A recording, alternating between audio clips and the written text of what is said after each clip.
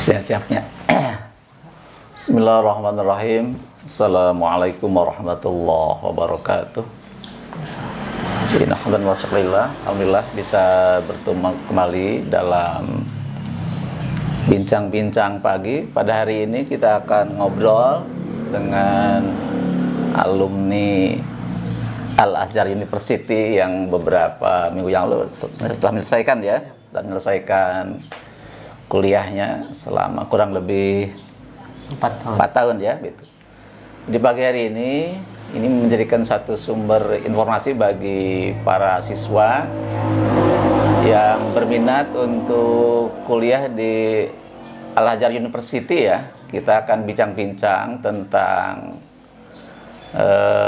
persyaratan atau hal yang harus disiapkan untuk kuliah di sana, bagaimana prosedurnya yang harus ditempuh, mungkin nanti ada prosedur, juga nanti akan dijelaskan juga tentang apa jurusan mata kuliah, jurusan selama di sana, apa saja yang kita bisa ambil, terus bagaimana juga proses penyelesaian sampai akhir perkuliahan di sana ya, juga termasuk biaya hidup di sana ya, nanti akan disampaikan oleh Kang Milad Ainur Rahman LC. Nah, itu jadi pertama kita akan tanya langsung tentang apa yang mesti dipersiapkan ya, atau apa yang syarat yang disiapkan oleh kita yang berminat untuk kuliah di sana. Silakan Kang Milad diperkenalkan dulu. Bismillahirrahmanirrahim. Assalamualaikum warahmatullahi wabarakatuh. Selamat pagi. Siapa ini ya, suka ya. Manggilnya apa, sobat apa gitu? Sahabat, saudara, rekan-rekan. Ya, rekan-rekan. Ya, alhamdulillah kita bisa berada di bincang pagi ya, berarti ya, bincang pagi. Nah, dan pada kesempatan ini insya Allah saya akan sedikit sharing tentang bagaimana tadi persiapan, prosedur tentang perkuliahan di sana dan tentang biaya hidup gitu ya, untuk sampai penyelesaian ini ya, sampai di sana. Kalau untuk persiapan mungkin ada persiapan pribadi gitu ya, persiapan pribadi seperti apa saja yang harus dikuasai gitu ya, harus dikuasai untuk nantinya mempermudah perkuliahan di sana. Yang sudah pasti pengantar yaitu bahasa, jadi bahasa Arab itu udah pasti harus dipersiapkan dari mulai kaidah bahasanya ya, seperti ya biasa nahwu shorof ya, balaghah dan lain-lain, terus yang memperbanyak kosakata juga untuk memperkaya pengetahuan tentang bahasa Arabnya gitu. Dan juga bisa percakapan ya, percakapan insyaallah. Mungkin untuk percakapan itu kan kalau di sana dengan masyarakat itu kan ada amiyah gitu ya. Tapi gak usah khawatir lah, itu bisa belajar di sana. Yang terpenting di fushanya dulu itu. Di fusha yang memang biasa di aktivitas kegiatan akademis di kampus yang resmi gitu. Itu pakai bahasa Arabnya bahasa Arab fusha yang resmi. Yang resmi. Berarti bahasa pengantar itu full bahasa Arab, ada bahasa Inggris segala macam. Kalau bahasa pengantar kuliah itu? Bahasa pengantar kuliah itu biasanya kalau yang di fakultas agama itu ya, itu full bahasa Arab. Tapi ada beberapa bahasa Inggris, tapi dominasinya masih banyak bahasa Arab. Bahasa Arab Fusha, insya Allah. Jadi kalau kita udah dipersiapkan bahasa Arab Fusha, insya Allah akan mempermudah gitu. Mempermudah ke yang lainnya, atau mungkin ke komunikasi dengan bahasa amiyahnya pun itu bisa menjadi bekal awal betul. Kemudian mungkin di hafalan mana ya, di hafalan Al-Quran itu berapa juz itu yang harus disiapkan? Saya kurang persis tahu kalau untuk testing di Kemenagnya berapa, tapi biasanya 1 atau 2 mungkin ya. Tapi nanti pun kalau misal hafal lebih dari itu ya alhamdulillah, karena nanti di sana pun di perkuliahan itu ada pengujian nggak? Ada pengujian hafalannya. Biasanya 1 tahun itu 1 juz gitu. 1 juz, nanti tahun pertama jadi juz 1, tahun kedua juz 1 dan juz 2, sampai nanti tahun keempat itu ada 4. Jadi kalau semisal kita udah hafal Al-Qur'annya, insya Allah jadi bisa mempermudah kita untuk ujian ini gitu. Jadi gak perlu ngapalin lagi, kalau udah hafal tinggal terus di murojaah dan kita bisa fokus untuk belajar hal lain gitu. Itu Berarti tadi di awal itu berapa persiapannya di awal untuk kuliah di sana itu? Ada satu ketentuannya atau dua 1 sampai 2 juz ya. Jadi tidak harus 5 atau 10 juz ya. Oh. tidak perlu. Itu biasanya untuk testing lah gitu, untuk testing di Kemenagnya. Yaitu untuk persiapan pribadi. Terus untuk prosedur, setahu saya sih ada rutin ya dari Kemenag itu buka setiap tahun. Jadi untuk prosedur bagaimana kita bisa berangkat dan bisa daftar ke Al-Azhar itu, untuk yang umum mungkin ya itu bisa lewat Kemenag gitu. Jadi kita bisa memantau informasinya dari halaman resmi Oh Kemenag gitu. RI, ya. Oh, di itu ya. Meskipun sebenarnya ada beberapa jalur lagi, itu jalur pondok-pondok pesantren yang memang Sudah punya link. sudah punya penyetaraan ijazah gitu. Oh gitu. Oh. Ijazahnya sudah disetarakan dengan Ma'had Al-Azhar di sana. Jadi ibaratnya ijazah yang dikeluarkan dari pondok-pondok pesantren yang ada di Indonesia itu sudah setara dengan Ma'had Al-Azhar. Jadi tinggal melanjutkan aja gitu. Nah, kalau itu kembali ke pondok masing-masing, ada beberapa pondok itu di Indonesia ya yang udah itu. Tapi Jadi kalau kalau ijazah SMA nggak bisa ya? nggak bisa langsung. Oh Jadi gitu, bisa, ada itu dulu. Bisa lewat Penyetaraan dulu. penyetaraan, yaitu biasanya lewat Kemenag gitu. Oh, di Kemenag ada ya itu ya. Kemenag, Untuk jadi bisa dipantau terus infonya gitu untuk pendaftaran itu. Terus nanti semisal udah daftar, udah keterima, ya paling tinggal menunggu keberangkatan gitu. Nah, nanti biasanya ada daurul lugah itu tuh. Daurul lugah dulu. Nah, di sini biasanya tadi kemampuan bahasa kita yang dari nahwu, shorof, balaghah kita dites dulu. Dites di mana itu di Kemenag atau di Al-Azhar? Ada lembaganya di Al-Azhar. Oh, gitu. Biasanya ada lembaga khusus yang untuk mengadakan daurah lugah ini gitu. Oh. Kadang ada yang bisa online, ada yang offline di sana, itu fleksibel tergantung kebutuhan mungkin.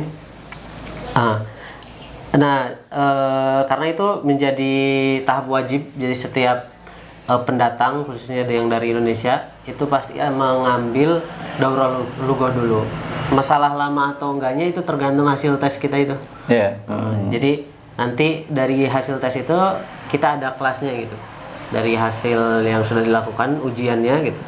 Nanti kita masuk ke tahap berapa. Kalau kita semakin udah menguasai tentang bahasa Arab pusat tadi, dari nahwu, shorof, balaghah dan cara kepenulisan, itu bisa kemungkinan kita langsung lanjut kuliah bisa. Kalau belum memenuhi itu? Kalau belum mulai standar? memenuhi standar, ada kelas-kelasnya Oh, juga. gitu, Jadi ada. ada yang pemula, ada pertengahan, ada yang akhir gitu istilahnya tuh. Jadi nggak langsung kuliah itu ya? Kuliah, Oh. ya. Jadi seperti itu.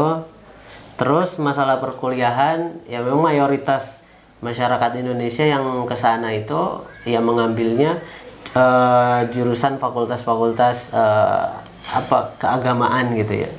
Di sana ada Usuluddin. Usuluddin nanti ada cabang-cabangnya lagi seperti tafsir, hadis, dakwah, juga akidah gitu, akidah filsafat. Ada juga syariat Islamiyah. Ini juga termasuk yang banyak diminati oleh mahasiswa-mahasiswa Indonesia. Ada di Rosat juga, di Rosat Islamiyah. Itu mencangkup semua fan ilmu keislaman gitu. Jadi secara menyeluruh. Ada bahasa Arab juga gitu. Ya, dan kita bebas milih itu ya, bebas memilih atau ditentukan oleh sana, kita bebas ya. Bebas milih nanti gitu. mengajukan gitu. Jadi nanti ketika kita udah melakukan seleksi di sini, nanti tahap selanjutnya itu ada pendaftaran online gitu. Nanti ada biasanya dikoordinasikan sama panitia untuk memilih jurusan yang kita inginkan gitu. Ya dari yang tadi itu, dari yang agama itu ada syariat Islamiyah, ada Usuluddin, kemudian bahasa Arab di Rosat. Nanti kita mengajukan 3 gitu. Ada beberapa prioritas, kita pengen Usuluddin yang prioritasnya, nanti di bawahnya syariah misalkan kalau nah nanti ada daftar online seperti itu. Nanti ketika kita berangkat ke sana, tinggal daftar ulang gitu, daftar ulang di kampusnya masing-masing gitu, di fakultasnya masing-masing. Tadi kalau kita udah daftar di Usuluddin, ya nanti tinggal melengkapi pendaftaran ulang itu, seperti itu. Ya itu udah ketika udah beres pendaftaran ulang itu kita udah terdaftar dan udah bisa ikut ujian, udah bisa Ujian masuk. ujian kampusnya. Ujian kampusnya. Ujian Oh. kampusnya. Ya, seperti itu. Terus lagi dari segi apa lagi? Sistem kuliahnya gimana nih? Kalau itu kan ada tatap muka, kalau di Indonesia kan 1 minggu itu ada 10 mata kuliah itu, kurang lebih 20 SKS itu kan. Nah, itu. Di sana gimana teknik proses pembelajarannya? Ada tatap muka langsung itu wajib hadir setiap hari ketemu dengan dosen atau gimana? Kalau sistemnya masih tatap muka, meskipun sempat waktu ada COVID itu ya, Iya. itu sempat ada apa namanya, Online. ada online-nya, ada offline-nya, jadi dibagi-bagi. Tapi untuk sekarang yang terbaru itu lebih seringnya offline gitu. Offline. Tatap muka langsung. Kemudian dari kehadiran pun sebenarnya tidak menjadi syarat apa ya istilahnya itu untuk Kan wajib 75% misalkan hadir gitu, itu harus sama. untuk yang udah berjalan itu biasanya nggak ada pertimbangan dari kehadiran, jadi Oh gitu, bebas gitu. bebas. Bebas. Berapapun kehadirannya tetap bisa ujian itu. ujian. Oh. Karena memang di sana itu ada sistemnya tuh apa, jamiah dan jami'an wa jami'atan gitu. Kalau jami kan masjid, jamiah universitas gitu. Kalau di masjid itu biasanya ada talaki-talaki tentang kitab-kitab turos gitu. Berarti Kalau di kampus tentang diklat-diklat yang emang udah ditentukan gitu. Kalau kita Berarti kajian kitab di masjid itu ya? di masjid ada di masjid. Kalau yang terkait dengan apa tuh mata kuliah, mata kuliah diklat itu di kampus, di ruangan kelas itu ya. Oh. Mungkin ya untuk menjaga keseimbangan itu, masalah kehadiran itu tidak terlalu diwajibkan gitu. Supaya si mahasiswa pun bisa bebas untuk memilih ingin memperdalam di mana, tapi juga tetap memfasilitasi di kampus juga gitu. Itu seperti itu. Tapi tentu tiap tahunnya itu, karena saya di Usuluddin ya, di Usuluddin itu selalu ada perkembangan perubahan-perubahan. Seperti kabar yang kemarin itu di Usuluddin pun udah mulai diberikan berapa persentase kehadiran gitu. Udah mulai ya. Udah mulai. Jadi setiap tahun pun ada pembaruan sistem, terus yang menyesuaikan dengan kondisi dan situasinya itu, yang kondusif seperti apa. Itu seperti Tapi saat ujian itu harus hadir, harus ikut. harus ikut. Kalau nggak ujian berarti Nggak susah. nggak lulus. Susah. Biasanya penilaiannya memang murni dari ujian itu. Kalau di kita kan ada tugas-tugas, ada kehadiran, nilai-nilai mungkin ya dari pertimbangan-pertimbangan itu. Tapi kalau di sana ujian itu jadi sesuatu yang sangat penting gitu. Ujiannya tulis atau lisan ujian gitu? Ujiannya ada tulis. Yang banyak mana? Lisan atau tulisan? Lebih banyak tulisannya. Tulisannya. Tulisan itu biasanya setahun itu mungkin di akhir semester, di semester genap. Di semester genap itu biasanya ada Al-Quran yang udah pasti. Adapun pelajaran-pelajarannya itu disesuaikan dengan fakultas dan jurusannya masing-masing. Ada beberapa aja dipilih, nggak semua matkul itu ada lisannya gitu. Nggak semua matkul ada lisannya. Kalau tulisan itu semua ada. Dan sistemnya tuh ya esai, masih esai Esai gitu. ya. Oh. Esai di beberapa mata kuliah sempat ada bubble sheet gitu, seperti Di apa kertas itu ya? pilihan ganda Ah, ya. Sempat ada. Itu pun ya sama itu, keputusannya setiap tahun mungkin bisa berubah-ubah. Jadi sekarang diperbolehkan ada bubble sheet yang pilihan ganda itu. Bisa jadi di tahun selanjutnya diwajibkan ya semuanya esai semua gitu. Esai semua seperti itu. Hasilnya langsung ditayangkan. Hasil Ujian itu nggak langsung, biasanya langsung. kita nunggu dulu. nunggu sekitar mungkin sebulan. Sebulan nanti ada bisa diupload di internet atau ditempel di kampus, gitu, di kampus ya. seperti itu. Jadi itulah. Kalau misalkan sampai nilai C itu kan boleh nggak mengulang, kalau D kan harus mengulang Oh, ya. iya, iya. Nah, gitu kan. Kalau di sana itu apa penilaiannya itu ada Angka atau huruf? angka, Angka. tapi nanti ada apa istilahnya keterangannya gitu. Oh, keterangannya. Misalkan 50 itu kita sebutnya itu makbul gitu. Jadi Makbul, oh, diterima lah gitu terima. 50 itu. Setengahnya gitu, setengahnya. Nanti Kalau yang tujuh- mumtaz kalau mumtaz itu dari 100 sampai ya 90 sampai 100 itu ya. 90 sampai 100 atau 85 gitu ya. Antara itulah. Jadi ada makbul, ada jayyid, ada jayyid jiddan, kemudian ada mumtaz itu. Mumtaz. Nah, untuk batasannya jadi ketika seorang itu dikatakan naik itu ya kalau semuanya batas minimumnya makbul lah. Boleh ya, 50. Terus misalkan di tahun pertama itu ada 5 mata kuliah atau 6 lah, 6 6. 10 lah biasanya keseluruhan ya. Semester ganjil dan genap 10. Nah, kalau semisal kita ada satu mata kuliah yang ternyata di bawah makbul, di bawah 50. Terus mengulang itu. Nah, itu nanti dia tetap naik, tapi nanti ada ujian susulannya. Oh gitu. Kalau satu pelajaran, kalau 2 pelajaran pun sama. Kalau 2 remedial ya. Iya, remedial. Remedial itu. Tapi kalau udah 3 itu ngulang, jadi nggak naik. Kalau udah 3 dan lebih, jadi Oh, nilai kurangnya kalau 3 itu nggak naik kelas itu ya, nggak naik tingkat 3 itu. matkul yang ternyata di bawah rata-rata, nah itu dia mengulang, gitu. Mengulang. Seluruhnya. Enggak, tapi tidak naik, tapi nanti yang diujikan tetap 3 pelajaran itu. Ya kalau 3, 4, 5 aja gitu. Jadi hanya tidak naiknya saja, tapi yang diujikan laginya yaitu pelajaran-pelajaran yang di bawah rata-rata itu gitu. Jadi masa-masa ujian itu masa-masa yang menegangkan lah ibaratnya itu. Soalnya itu cuman ada 2 gitu, 2 nyawa lah ibaratnya mah. Kalau 2 itu lebih 3 kita bisa mengulang lagi 1 tahun gitu, jadi seperti itu. Jadi masa-masa ujian masa-masa yang menegangkan, masa-masa serius.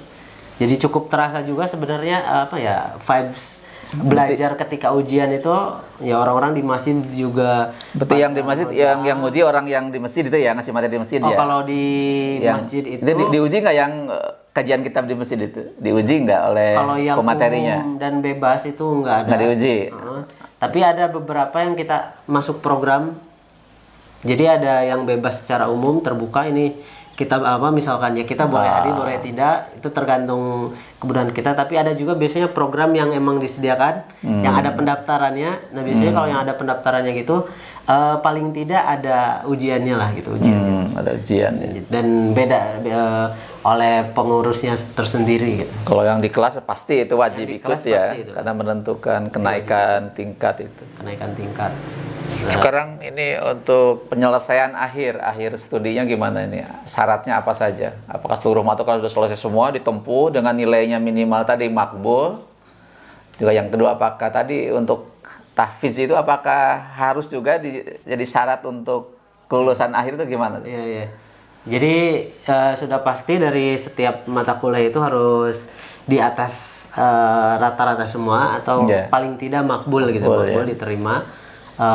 Kemudian ya di Al-Quran pun sama, tapi tetap sistemnya itu ujian seperti biasa. Jadi tidak ada, kalau di kita kan ada skripsi ya istilahnya tuh ya. Itu gimana Chan? Ada skripsi nggak itu? Nggak ada, jadi untuk sarjana itu masih belum menulis gitu lah, masih belum menulis, masih ujian lisan dan tulisan seperti biasa setiap tahunnya gitu. Nah kalau ujian ini berarti nggak ada sidang skripsi, nggak ada ya? Nggak ada skripsi. Yang udah mulai ada sidangnya atau ada nulis karya ilmiahnya itu mulai dari pasca sarjana itu. S2 ya? Iya. Kalau S1 belum ada karya ilmiah yang disidangkan oleh Dewan Penguji itu ya? Ya belum ada. Jadi ujian seperti biasa gitu. Kalau beres ya udah selesai gitu, tinggal nunggu nilai turun aja gitu. Itu kasus-kasus mahasiswa yang telat itu gimana itu? Kan ada yang sampai katanya lebih dari 4 tahun itu. Masalahnya apa itu? Kan sering dengar tuh. Iya, tadi kan saya bilang ada batasannya itu dua matkul itu ya. Nah, kadangkala ketika terkena 3 misalkan itu kan jadi ngulang lagi ya, mungkin tahun selanjutnya lulus lagi, nanti bisa kena lagi gitu, seperti itu. Tentunya kalau masalah alasan, pasti setiap setiap mahasiswa itu punya ininya tersendiri punya lah. Ada yang masalah memang masing-masing ya. terkendalanya di belajar, mungkin ada yang memang di fokusnya, atau mungkin ada yang sakit, kadang sakit pulang dulu ke Indonesia jadi tidak bisa melanjutkan dulu, nanti setelah sehat balik lagi ke sana. Cuti berarti ngambil cuti ya, cuti kuliah gitu. Tapi kan di perkampusan tetap berjalan, jadi mungkin dia ngulang tahun lagi gitu. Ya seperti itulah, banyak lah sampai bertahun-tahun. Atau ya mungkin ada juga yang memang sengaja ingin memperbanyak di masjidnya, di masjidnya itu, di kajian talapinya itu ya, kajiannya kajian itu. kitabnya itu. Jadi mungkin supaya tetap terikat ke kampus gitu ya. Jadi tetap istilahnya itu ya nambah gitulah atau apa ya. Kalau ini deadline batas akhir masa kuliah dibatasi nggak berapa tahun itu? Kan kalau lebih kan di DO kalau ini itu kan, misalkan sini 7 tahun kalau lulus kan di DO tuh. Di Al-Azhar gimana tuh? Ada DO nggak istilah karena melebihi waktu itu? Melebihi waktu ya. Ada juga, tapi praktiknya itu tadi misal ada, kita biasanya di sana istilahnya itu ada tahun pertama, tahun kedua, tahun ketiga, keempat gitu ya. Paling cepat 4 tahun berarti paling cepat? Paling cepat 4 tahun. Paling cepat 4 tahun. Ya kalau di Indonesia kan biasanya semester 1, 2, 3, 4 gitu ya. Kalau di sana biasanya tahun, jadi ada 4 tahun. Nah itu bisa di tahun... Itu dibagi dua semester itu, setahun itu? Iya, 2 semester ya? semester. Tapi kita istilahnya itu sering mengistilahkan itu tahun pertama, yaitu jadi sepaket semester pertama, semester kedua gitu. Tahun kedua, semester pertama, semester kedua. Iya. Nah itu prakteknya itu seperti di tahun pertama itu kita hanya boleh tidak lulus, atau kita istilahnya itu rosib gitu ya, tadi kena itu ya, itu tidak boleh lebih dari 1 kali. Itu tahun pertama dan tahun kedua itu tidak boleh dari 1 kali. Ketika 1 kali itu istilahnya ya kita di DO, kita bisa satu pindah. kali remedial itu? Jadi ketika udah terremedial, kita jangan terremedial lagi gitu. Oh, hanya 1 kali maksimal ya? Itu yang tingkat 1 dan tingkat 2. Kalau sampai 2 kali berarti? Nanti di DO, tapi kita bisa pindah fakultas gitu. Oh, beda jurusan fakultas ya? Pindah jurusan, pindah fakultas. Oh, gitu. Ya. Nah, kalau di tingkat 3 dan tingkat 4 itu ditambah lagi. Apa ya istilahnya tuh? Nyawanya lah. Seperti nyawanya ditambah itu 2 kali atau 3 kali lah. Saya kurang tahu persisnya, tapi di tingkat 3 dan tingkat 4 itu ditambah lagi kesempatannya lagi. Oh. Jadi lebih dari 1 kali gitu kan? 1 kali, boleh 2 kali gitu. Tingkat 1 dan tingkat 2 gitu. Itu seperti itu. Jadi nggak ada dibatas, nggak tahu ya kalau di Indonesia dibatas semester berapa gitu ya. Sampai 14 semester gitu. Oh, itu lewat 14 ya udah di DO 14 semester itu. Berarti di sana berarti nggak ada DO ya? DO yang melebihi batas waktu itu nggak ada berarti? Nggak tahu, berarti kan kalau semisal di tingkat 4 nih, di tingkat akhir udah rosib 3 kali misalkan, berarti kan sama juga di DO juga. Jadi di prakteknya aja gitu yang beda. Jadi kalau di sana itu di setiap tahun ada kesempatan pertama, kesempatan kedua untuk mengulang gitu. Itu di setiap tahun, tapi tidak ada batas seperti ini semester 14 gitu. Tapi nggak tahu ya kalau di jumlah misalkan ya, yang paling telat banget jadi berapa itu. Jadi misalkan tahun pertama itu 2 tahun, tahun kedua 2 juga, 4. Yang ini 3 misalkan, 3, 10 tahun ya, berarti 20 semester mungkin ya. Berarti masih boleh itu 10 tahun juga ya? Masih boleh ya? Tapi tadi di aturan yang tadinya yang terpenting tidak melebihi kesempatan di setiap tahun itu. Oh gitu. Jadi di tahun pertama tidak lebih dari 2 tahun, tahun kedua juga seperti itu. Mungkin beda. Saya pernah dengar waktu di Tangerang ada temen tuh, dia kuliah sampai 9 tahun, satu lagi sampai 15 tahun. Baru pulang dari Indonesia setelah 15 tahun. Berarti bisa kan berarti nggak ada pembatasan itu ya? Tadi ya, mungkin kalau mau dihitung batas maksimalnya ya 20 semester gitu ya. 10 tahun itu. Karena mungkin dari fakultas ini udah mencapai batas maksimal. Tapi kan bisa pindah. Bisa pindah jurusan. Jadi nanti dari awal lagi gitu mungkin. Jadi bisa sampai 15 tahun itu. Seperti itu. Kalau di Indonesia kayaknya itu nggak berlaku ya sepertinya ya. Kalau di Indonesia lebih dibatas. Tapi pindah fakultas itu bisa apa? Nggak tahu tuh ya. Ngulang pasti kan, tetap ngulang ya. Banyak kasus yang DO ya. 7 tahun itu ya udah gitu. Jadi ya gitu. Jadi mungkin yang bisa membuat jadi lama itu di sininya udah di fakultas ini udah berapa tahun, ternyata memilih untuk pindah fakultas lagi, jadi ngulang lagi dari awal, jadinya lama gitu. Jadi kalau seluruh mata kuliah udah diselesaikan, berarti dia layak lulus itu ya, layak diluluskan dan diwisuda gitu ya. Nah, wisuda. Kita dapat ijazah ya. Ijazah ada. Ijazah itu ya, ijazah. Apa tuh gelarnya itu apa? LC apa ya? LC. LC ya. Nah. Untuk S1 itu LC. Apa lagi ya? Dan nanti berarti pihak rektorat mengumumkan ini mahasiswa yang sudah lulus atau yang tidak ditayangkan itu ya? Ada biasanya ada tempat ngeceknya gitu seperti webnya lah. Oh gitu webnya aja. Jadi kita bisa memasukkan nomor mahasiswa kita, nanti nilainya muncul semua, keterangannya di sana apakah lulus atau tidak di sana. Kalau di Indonesia kan lulus itu dari sidang munakosah itu. Iya. Kalau udah sidang tuh, udah sidang skripsi, nanti 2 kriteria tuh lulus atau tidak lulus gitu kan itu. Jadi mudah kalau dengan sidang skripsi itu karena tadi dianggap sudah selesai mata kuliah baru dibolehkan sidang skripsi. Ketika selesai berarti udah lulus. Ya, kalau udah lulus ya udah lulus dan siap untuk diwisuda. Jadi kalau di sana nggak ada sidang skripsi ya, berarti lebih kita istilahnya itu menunggu nilai turun gitu ya. Itu ya. Menunggu nilai turun itu biasanya ya sebulanan lah dari selesai ujiannya gitu. Setelah ujian. Ya, jadi itu rekan sahabat terkait dengan persiapannya ya, persiapan. Jadi yang paling pokok itu bahasa Arab harus dikuasai, betul ya? Ya yang besar. Karena kan nanti jadi karena bahasa pengantarnya itu mungkin ada 2, bahasa Arab dan Inggris juga ada ya. Inggris harus dikuasai itu harus dikuasai. Jadi yang berminat silahkan dari mulai sekarang bersiap-siap. Kalau selain bahasa Arab itu penguasaan materi-materi agama itu gimana? Penguasaan materi-materi agama seperti Quran, hadis itu ya. Yang lainnya untuk testing itu ya? Ya itu. Untuk testing itu nggak ini ya, nggak menjadi syarat utama ya? Enggak, tapi nanti biasanya suka ketika ada pengumuman untuk penerimaan camaba gitu ya. Iya. Itu pasti ada keterangan di sananya, tapi biasanya yang selalu ada itu ya tadi bahasa Arab, terus Al-Qur'an itu. Quran itu hafalan ya. Kalau semisal ada tambahan-tambahannya pun ya di sana biasanya dicantum-cantumkan ya mungkin tentang ya wawasan-wawasan dasar lah gitu. Kalau fikih dasarnya gitu, tafsir juga sama. Tafsir itu kan. Juga silakan membuka web Kemenag ya yang terkait dengan kuliah di Al-Azhar, nanti ada ya di Kemenag itu ya. Ada. Atau juga sekarang kan ada pesantren yang sudah punya link, punya jaringan ke Al-Azhar ya, itu lebih mempermudah ya. Iya, itu lebih mempermudah.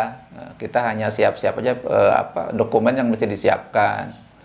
Jadi kalau yang jalur pondok itu biasanya seleksinya di Indonesia ya? Diberikan penuh tergantung pondoknya. Oh gitu. Sistemnya kan beda-beda pasti. Mungkin ada yang diseleksi daftar alumni-alumninya. Mungkin pondok juga kan tidak sembarangan mengirim ya? Iya itu berarti seleksinya di pondok dulu kan? Pondok ya. Nah, jadi pondok itu ada yang layak, tidak layak. Kalau layak ya udah didaftarkan ke Kemenag gitu kan ya. Iya. Nanti di sana baru diuji lagi di sana di Al-Azhar, nanti ada ini tes ada daftar lagi di sana ya? Daftar lagi kan? Daftar itu. Yang nanti ujian dari Al-Azhar itu mungkin daurah lughah tadi itu. Sekarang yang berikutnya tentang biaya kuliahnya, biaya hidup di sana gimana? Kita tinggal di mana, di asrama atau di hotel di mana gitu? Gimana biaya kuliah, biaya hidup di sana gimana? Pertama biaya kuliah dulu paling ya. Biaya kuliah itu kalau di sana itu per tahun gitu. Kalau di sini kan per semester ya. Iya. Betul nggak? Kalau biaya kuliah per semester. Per semester. Kalau di sana itu tahunan. Jadi tahun pertama, tahun kedua, tahun ketiga. Itu kita harus bayar gimana itu? Enggak. Harus Harus bayar. Ya, cuman bisa terhitungnya tuh murah untuk fakultas-fakultas yang ini Itu berarti yang- non Gimana beasiswa tuh ya? yang begini, yang beasiswa gimana? Yang beasiswa nih, yang beasiswa